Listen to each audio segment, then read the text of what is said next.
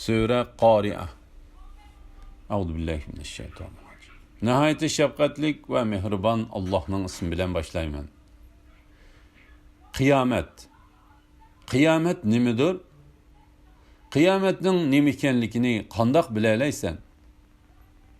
Shu kunda insonlar tarilib ketgan parvonadek bo'lib ketadi. Tog'lar etilgan yungdek bo'lib ketadi. Tarazisi ig'ir kelgan, ya'ni yaxshiliklari yomonliklarini besib ketgan odamga kelsak, u ko'ngillik turmushda, ya'ni nozu ne'matlik jannatda bo'ladi. Tarazisi yenik kelgan, ya'ni yomonliklari yaxshiliklarini besib ketgan ya yaxshiligi bo'lmagan odamga kelsak, uning joyi haviya bo'ladi. Haviyaning nima ekanligini sen qandoq bilalaysan? Haviya qiziq o'tdir.